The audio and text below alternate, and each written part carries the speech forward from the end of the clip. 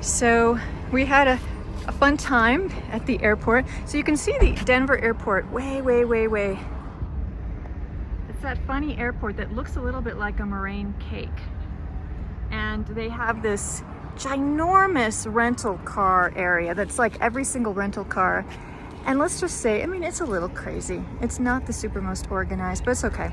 And Scott's videoing for SCUFs because that's also something. If anybody comes to the US, or if anytime you do rental cars, you definitely need to document a scratch. And if you see a scratch, you need to tell people. That's just dirt. And so anyways, we were standing here for a while because we didn't know this was our car because they described it completely different. And they don't give you the license plate. You're like guessing, like, is it? So Scott went in, but I just started to put the luggage in. I'm like, this is our car, I don't care. But it's a beautiful day in Denver, and just be prepared to just be a little chaos. And there's so many people who are from other countries getting cars. I think there's just a lot of paperwork. Okay, sunglasses, phone, water, and we're off to go find our hotel. Scott and I were so exhausted yesterday. I wanted you to see, I don't know, maybe this window doesn't show up, maybe, yeah, okay. So we're at the Hyatt and Cherry Creek. So I think that's just a neighborhood of Denver. We're about not very far, 2 miles from the school, but we had to get a car because of, you know, just had to. I think I slept for, I don't even want to show you my face, but I could show you how messy we are in hotels. Slept a lot, pretty much got to the hotel, had Thai food. Scott is downstairs. He came and brought me some coffee already. Our class starts at 10. Well, I guess I could go, I can get out of bed. I could show you what the window looks like. I mean, you know, it's, oh, look at how bare the parking lot is. That is true. But Cherry Creek section of Denver, the cool thing is when you fly in, you do get beautiful views of the mountains. We're gonna have an easy morning and get over to the school, and class starts at 10 o'clock. The face. I moved her a little to this side so I'd have room for the ear over here and not making it so the eyes are right in the center. So I'm thinking just larger compositional things, okay? And then I'm blocking in basically the light pattern and then a little bit of the shadow pattern. Sorry. Whoa. Now I'm starting on the medium shape. First day demo. Putting in the nose and I measure straight up how your corner is, and I'm going to try to get these big masses of where the lips are going to be and where this is. So I'm doing the larger shapes of everything. And then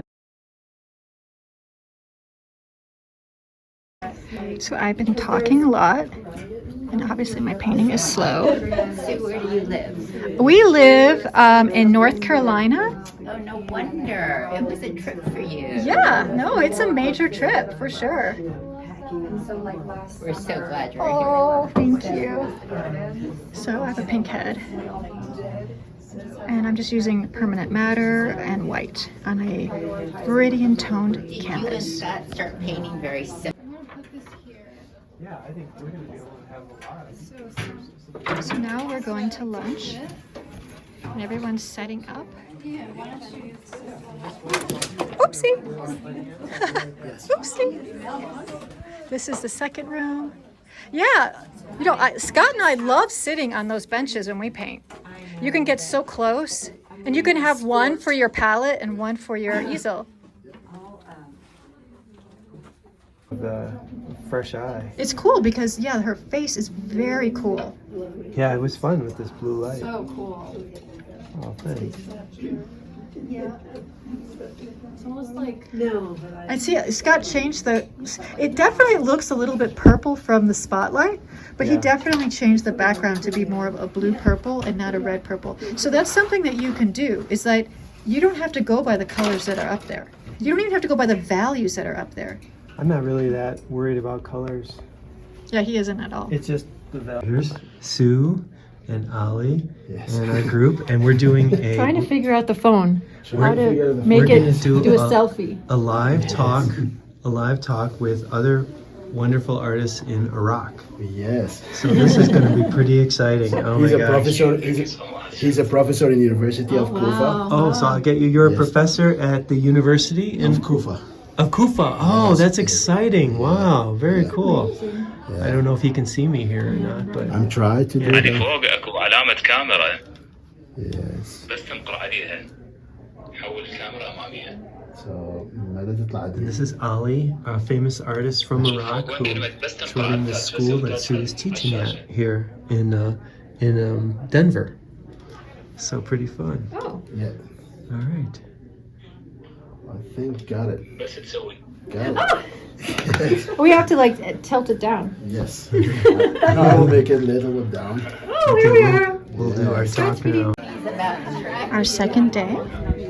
Yes, I'm doing a profile, going very slow, probably too slow. And here's Scott doing a very bright. We have that green background, but he kind of pushed it. Oh my God, that looks really freaky. But that's the fun thing about painting a man is that you really can go. You just, it's like you don't have to worry at all about making them pretty or handsome even. Right? Yeah. You don't have to have the softness. With I mean, that's pretty crazy.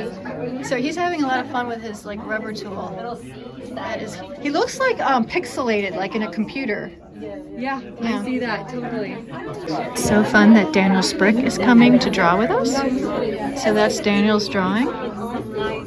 He has to listen to me babble about idiocracy, but he's a good sport. It comes later. So your I love technique this Daniel's wearing my is hat. so low. Oh, color. Yeah, color also. I made him wear it. Thing. Color and then yeah.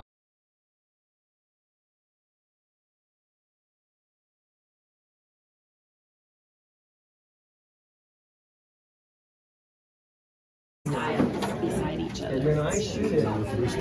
Three hours. This one, I wouldn't shoot it straight on. No. I shoot it at an angle, so you know that. Right. And then you can fix the perspective. Yeah, but what I like is It's a way of developing actions. Right. And also, you were like guiding your, making sure that you were gentle and you had the same pressure. She had a little pinky touching. And then I shoot it. 3 hours. This one, I wouldn't shoot it straight on. No. I shoot it at an angle, so you know that. Right. And then you can fix the perspective. Yeah, but what I like is I absolutely loved Daniel just saying that he enjoys me talking while I demo, and that using the word pull, as I'm drawing, I'm always saying just pull and do angles. I never used that word before. I would sometimes say like skate or just like be a gesture or be a delicate as like your like touch. But the idea of like, yeah, you're pulling, you're not pushing, you're pulling. So it's fun how we all just use different words and we learn from each other. Scott, and he's probably showing Daniel some of his work on his phone. I do all kinds of different. I'm constantly jumping back and forth. smooth maybe Yeah. sometimes. Yeah, like the one I put for Portrait Society, it has some areas that are of a Hypatia, the girl sitting with the gold behind her. Okay. So her face is much more refined, but then I have other areas that are really there. See the same painting. Is that the one with the Yeah. astrology signs around it? Exactly. And then, It's making the chin smaller. It's playing into what we want. Women with your eyes, your face, your shape. So if a woman takes it from 12, it's going to make her look more masculine. Because you're making the chin bigger, a short guy, accentuate that. So, but as an artist, and there's people who like to do that purposefully to get the distortion, use a fisheye lens and stuff. But then you want to be aware of it. So this is what Dan Sprick did. He has such a distinctive style. So you see how he's doing it. Like there's not one way of doing it, right? Wow. Oh, so cool. That hair, Look at those too. eyes too. I mean, Yeah. such three-dimensional. Wow. the lips are so soft. I The know. lips. I know. He's Look at the how master. beautiful. of I mean, it. like I can't even get the line across on my lips. It's like this is. That's cool. Go ahead, tell us. Okay, so my mother grew up in around Taos, New Mexico.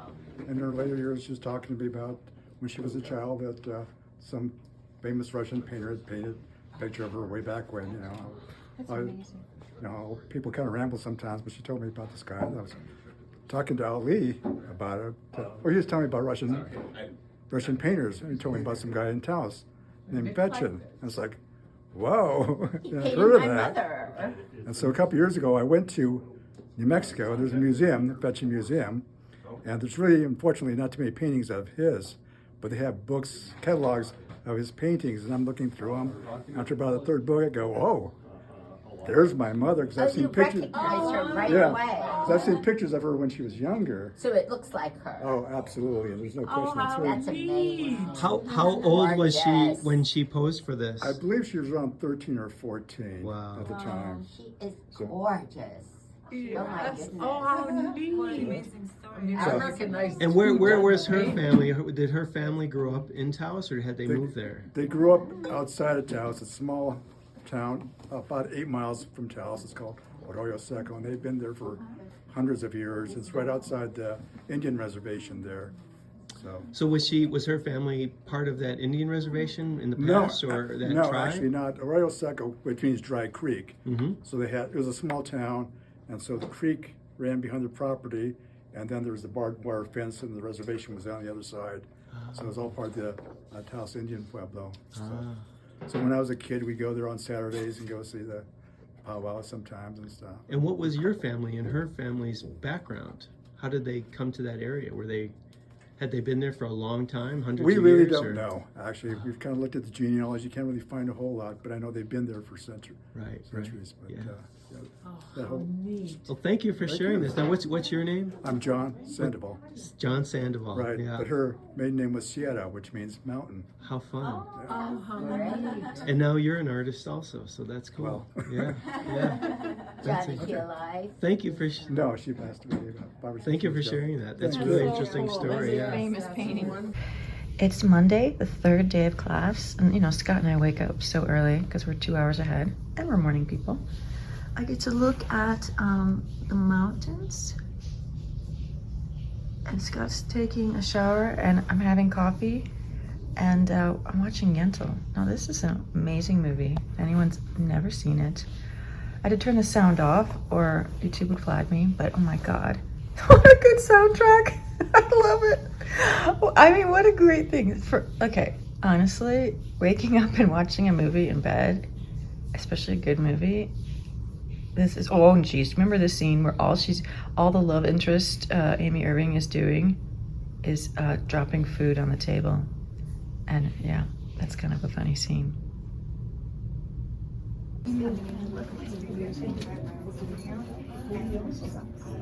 But she does have a lot of character. That is a lot of fun. Yeah, she's great. Oh my gosh. And your shadows aren't even going that dark, so that's a good lesson. The fact that the, you know, the background. No, but I like that. I think it looks, I don't think you need to go very dark. And I'm just doing a little pumpkin. I love it right now. I mean, She looks really beautiful up there. And then also therapy for kids. so I taught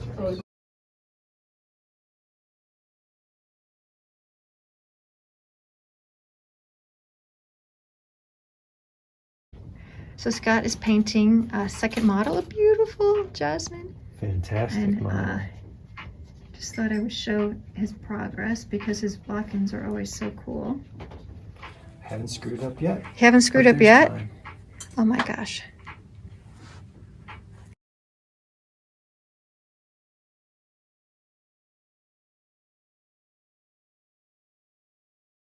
Are you taking a picture of me? I'm taking a video of you.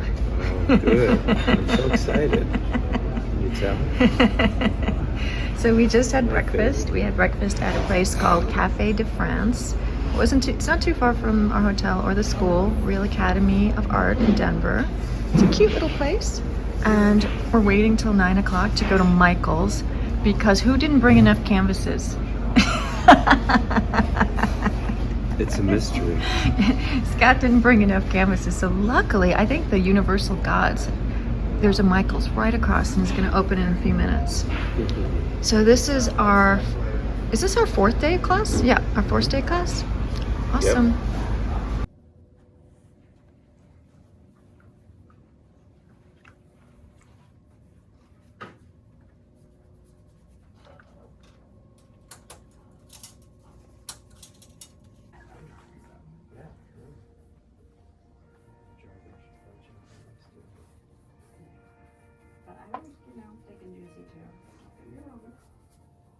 Ooh, Scott's painting in purple.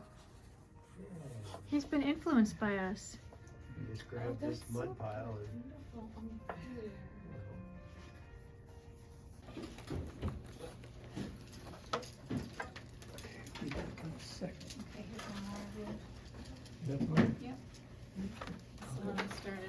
Oh, look at everybody's so good.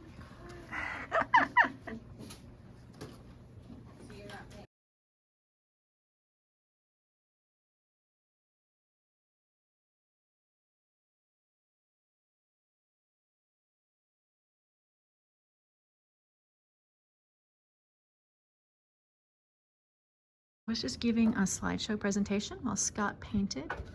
It's our beautiful model, Julie. Yeah, I love it.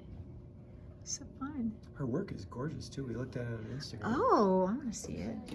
Our beautiful model. So I'm going to take a little bit of a break and get a snack because I'm a little worn out. Okay. But yeah, it's a good start.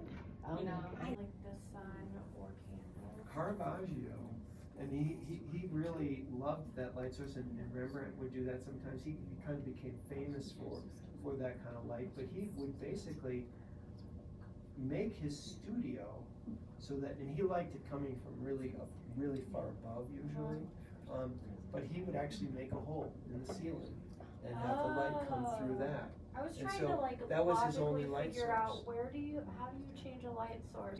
That had that sort of value scale as well, but you know, you can do it from a side light too. Like David Lafell loves Rembrandt, and he loves that really dramatic dark light contrast. So like when we've gone to visit Sherry and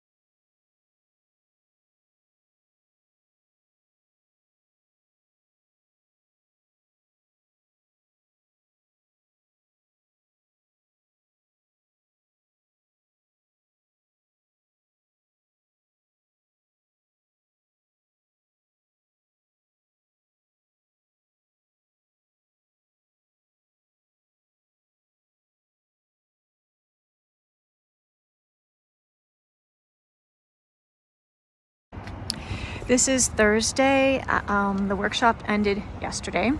And today there was a little bit of flurries and snow and rain and chilly. So we have literally had all 4 seasons in these 5 days. Oh my God, it's a little bit of flurries, but it's supposed to get to 47 degrees. And this is the building that Daniel Sprick is having a retrospective. Now, I saw something posted on Instagram a while ago, but I really wasn't sure exactly what it was, and I'm so happy that it is still hanging. So this seems like this is a little bit South Denver. This is like tons of new buildings, tons of new condos. This, I think over here is maybe a Fiddler's Green amusement park for children or something like that. Oh, very exciting. A great thing to do on a chilly, cold day that you really don't want to be outside. So this is called the Madden Museum. Fleeting Presence, the Liminal Art, Daniel Sprick. So this is a self-portrait. I mean, he is like a complete mixture of hyper-realism and yet, you know, artsy or fine art. I don't know, what's a good word? Meaning like you still have looseness, you still see brushwork.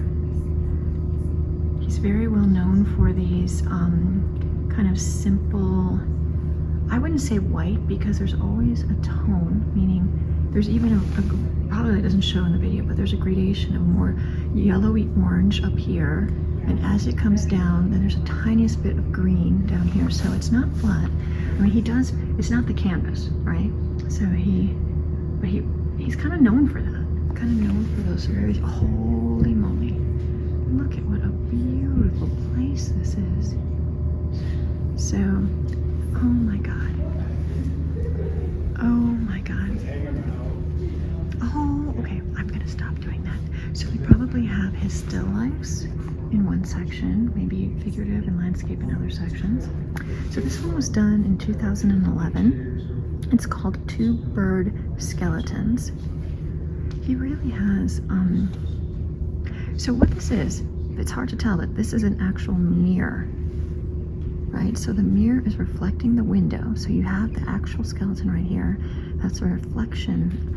And then you're getting the light bouncing from a mirror a window that's over here. He really does do limited palette, a lot of really muted browns. The strong color in here, I would say, is, there's a tad bit of red down here, but there's a little bit of blue, but it really, I would say, is monotone or tonalism or something like that. Orange and shadow branches. So this is a strong ultramarine blue and that orange and the reflections of the tree branches that go over the table but then onto the floor and then over the floor and onto that wall. Very unique. I mean, it's almost like he doesn't even have to, oh my God, there's so many I have not seen before. So this is 2016. I mean, that's a skeleton, but he kind of looks happy. But look at the violet. So I don't know if the video is going to show you how violet. This is like a really beautiful warm violet. And then like, so this is what I would call, I mean, the yellow against purple, right? The complement with I think he likes to use, he doesn't like to use burnt umber. What does he use? That kind of really cool, very cold brown. Oh gosh, I can't remember what that name is. You know, I bought it once, and it just wasn't for me, you know? You see in the foreground, he actually scratched the canvas to create that sort of ice effect. Wow. 2002.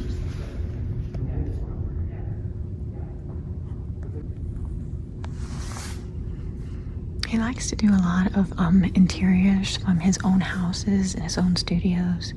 And I mean, I love how it looks like, you know, down the center, it's like all of a sudden, it's like no man's land. It's like it's like, it just sort of goes off into space. The realism is crazy. Like, what is that? Is that fabric, that purple? It's a lot of, you know, hyper-realism, but then illusion. Oh my gosh. 2019. So I think that was 2002. That's 2019. You know, so he has that very strong aesthetic that stays through his work. Wow. That's goat skeleton.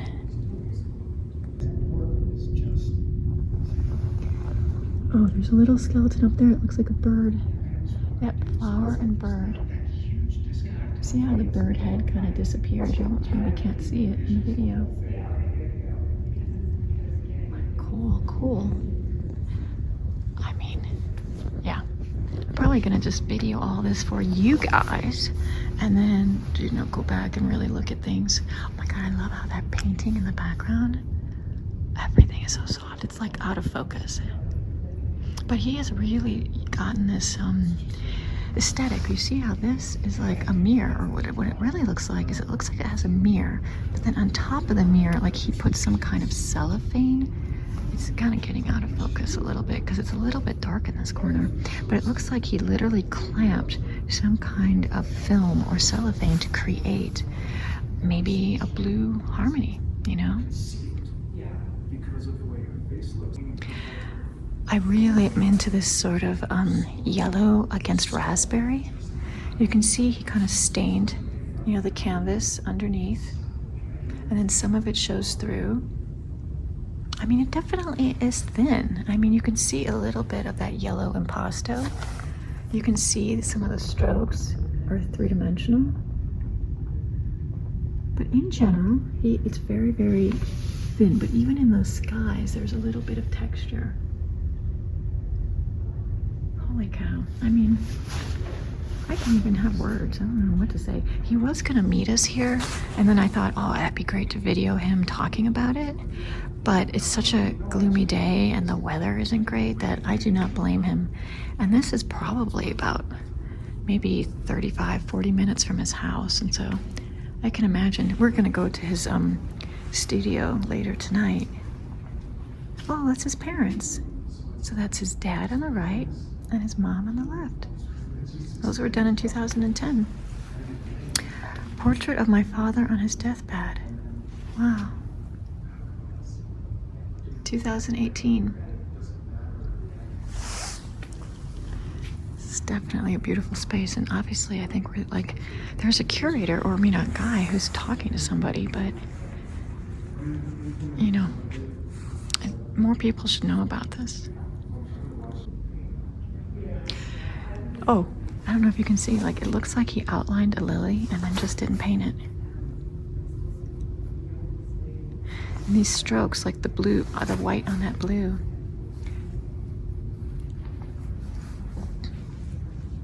I have to say, it's not there's not enough light over here.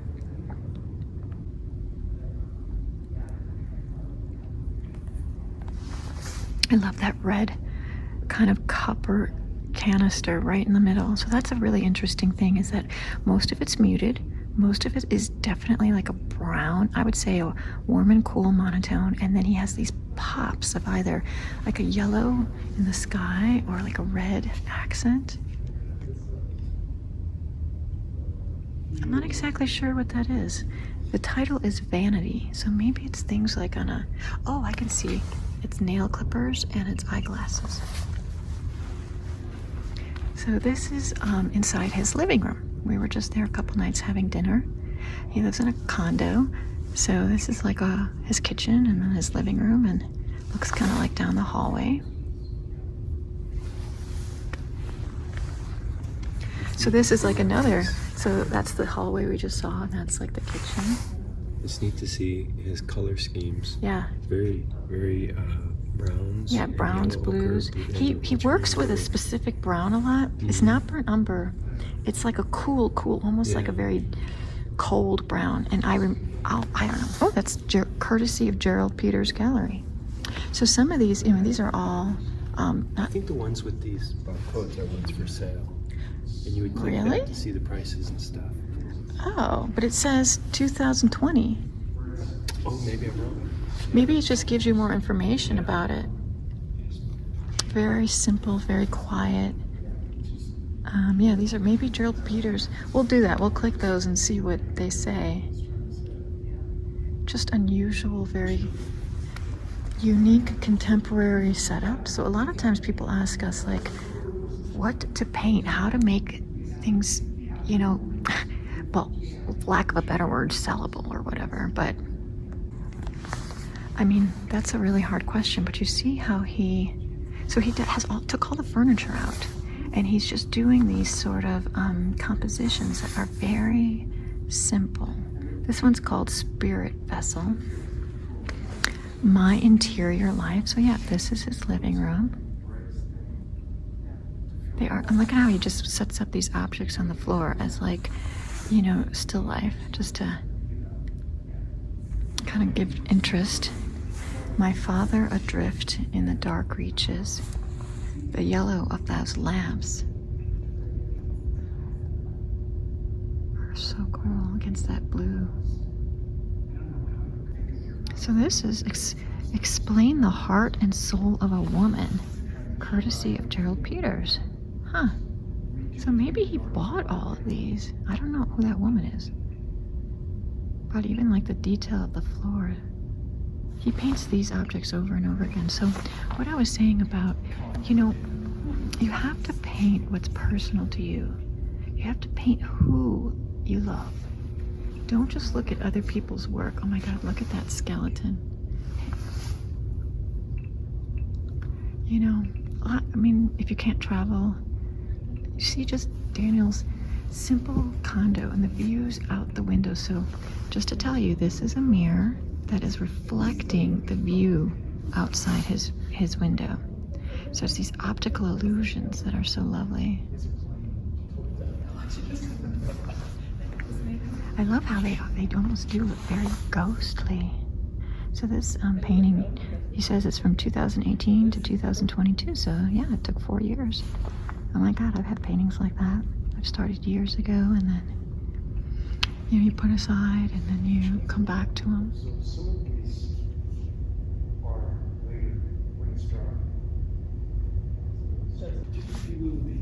The skin is actually quite cool compared to that wonderful yellow background.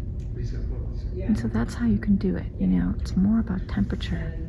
Oh, this is Jen, his girlfriend. She was just in my workshop, lovely lady. Oh, you can see her tattoos.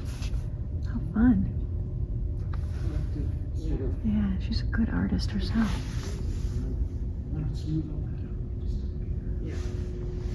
This one's definitely different, much more, I don't know what you call, like, direct.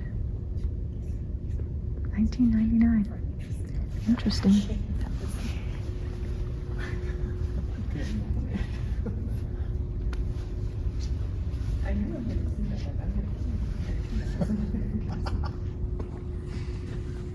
I love his surrealism.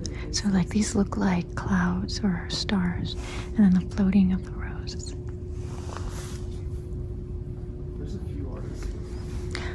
Oh my God.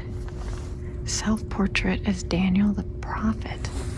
I'm seeing, a lot of these yellow and raspberry and cool violet themes, along with that kind of neutralizing brown.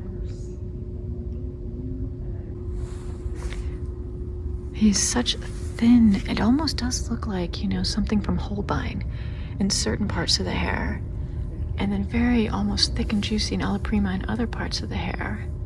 So he definitely straddles those two worlds. Oh my God, I love these colors. So this is called Souls in Purgatory. So I'm wondering if these are street people, but the colors, oh my God. And see, this is what's so cool, is how he could leave the dabbiness at the bottom and the thickness. It's quite thick right there.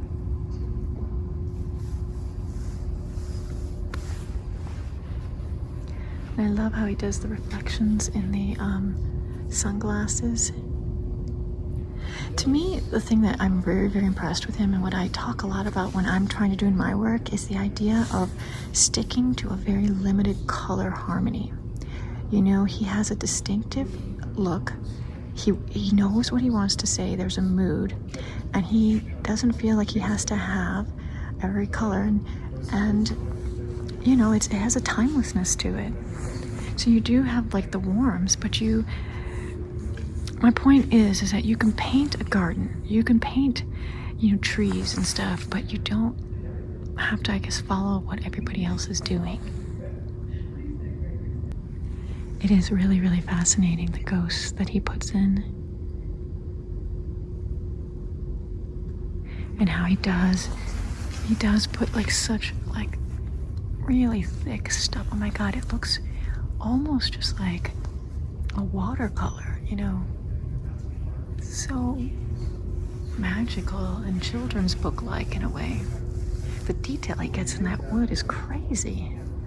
I mean, that's what's so fun. It's like it's nothing that I would do, but yet it really does stimulate, certain ideas within yourself.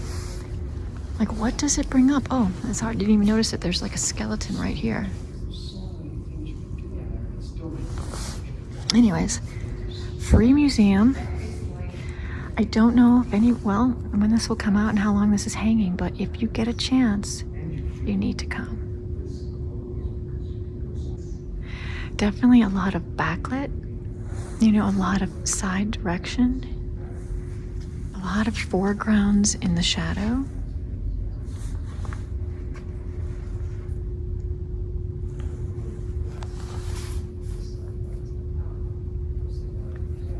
It's actually making me want to paint yellow.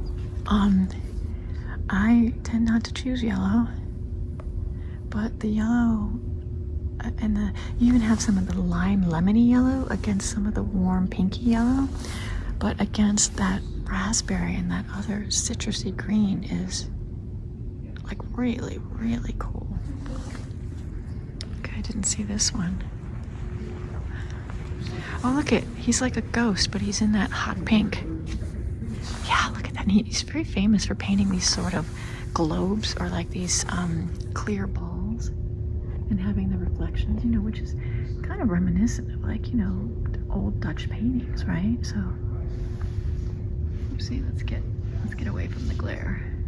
That is one thing that Daniel's paintings are, you know, you probably don't want them facing windows.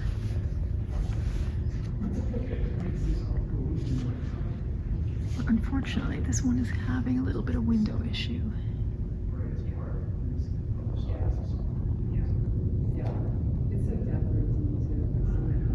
Self-portrait, 1979. I always thought he would have much longer hair. I think he told me in the 70s that he used to wear like bell bottoms and, you know, have long hair, but maybe he was, you know, cleaning up his act, I guess. 2013. You can see some of the canvas showing through.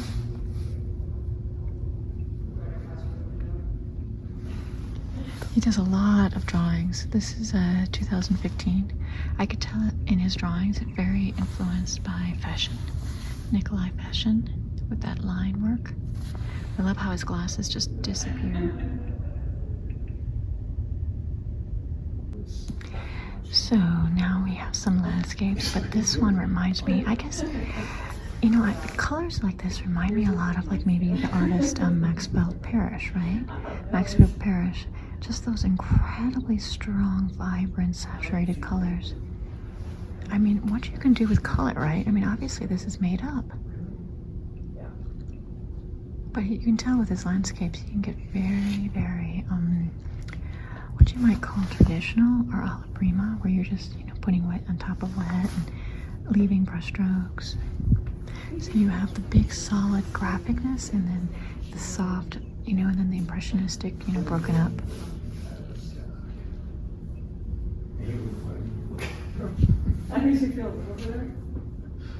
So this is a view from Kwong and Adrian's studio, Kwang Ho. We visited Kwong and Adrian a year or so ago, and you could see some of their stuff on another video. And so yeah, these are, I think that's Kwong's studio there on the left. That's so fun, Pennsylvania. And then this is California, Long Beach. Like all the industrial little specks.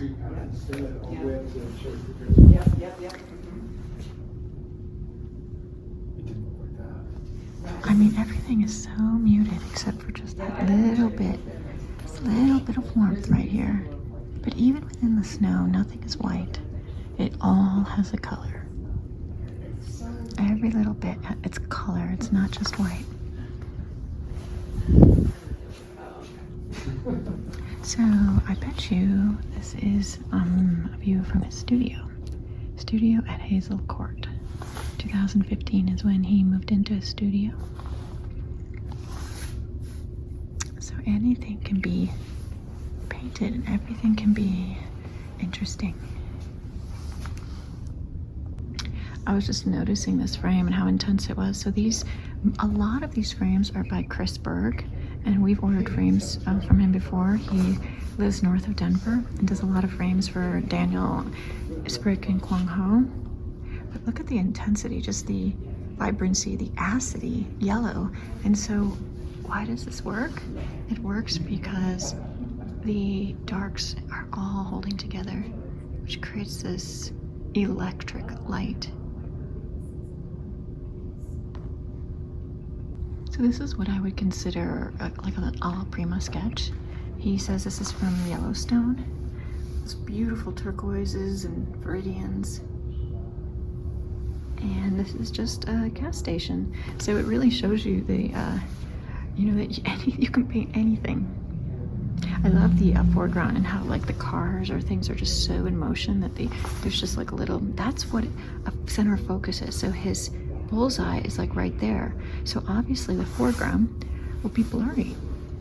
This does remind me of a Richard Schmid, Glenwood Springs 2015. Maybe it's just the actual subject. But also I think, you know, the overcast colors in a way. Well, you can tell it's more low light. So there is light, but maybe it's more like twilight. But all of this is so simple behind. Just muted colors. Everything is blurry. No detail, only the tree in the foreground. What an amazing show. What a gift that we got to see this. All of a sudden, I remembered, I think the brown that he uses is called Van Dyke brown. And if anyone, you know, plays with it, you'll see that it's very cold. I mean, it's a neutral, I think, but I think that's what is allowing him to like have this kind of uniformed dark that then he can play off with these pinks and purples and yellows and in the backgrounds. And just having like that touch, you know, just a touch of that pop of color. I've been going around and trying to see, well, which one would I buy, you know? Don't you ever do that? You go, which one would I take home? And I still haven't decided. I'm gonna go around one more time.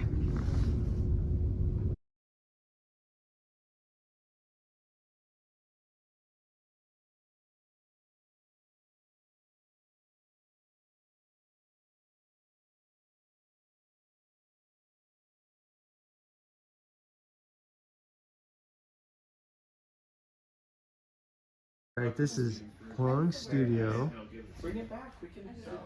with some of his things up here. And while Kwong's gone, he lets all of these great young artists use his studio to do their paintings. Great work over here. Now, tell us your name to the video here. Hey, I'm Tanner Steed. And these are your work over here? Yeah, this is my station. That's Most cool. of my work is at a... I'm having a solo show at a local place called the Broadway Collective. Oh, that's cool. Yeah. And this, whose is this over here? This is Diego He's Glazer. run off now, so yeah, but he's got great, beautiful works. Incredible. Yeah, Diego's Oh my special. God. He's got a very He's got great stuff. And then what's your name? Ben or Benjamin What's your last name? Walling. Walling, cool. And these are yours over here. Got these incredible still lifes. Oh, thank you, Scott. Just beautiful. Get out of the light here. And this one here. And one you're starting. And then one back here. Just beautiful. That's so cool. Yeah, it's funny. It's like a little bit less And then all of these. structured. Like I said, you gotta like. Another one of Kwong's back here. Sorry to get it. One of his water ones up there. Select the subject. This place, in a ridiculously gigantic easel. Feel and composition. Oh, in general, because other artists they have different. Right now, it's composition. Some more. Like, That's the most important thing. yeah. Composition. This place just goes on and on. Yeah. Yeah. So like this interior, for instance, I've been looking down this This is so fun. Oh my god, I love this wall. but I'm glad I waited. That is the coolest, funniest thing.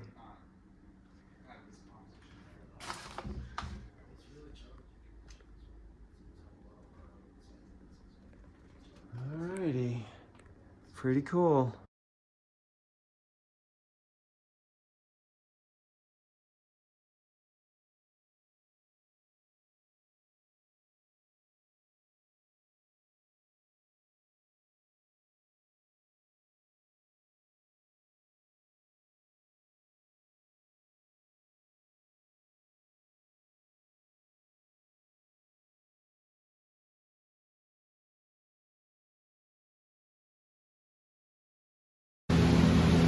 I'm standing under, I think, an air conditioning unit.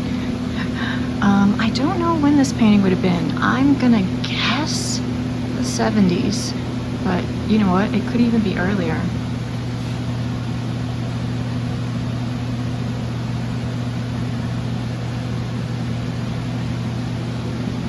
about a 24 by 30.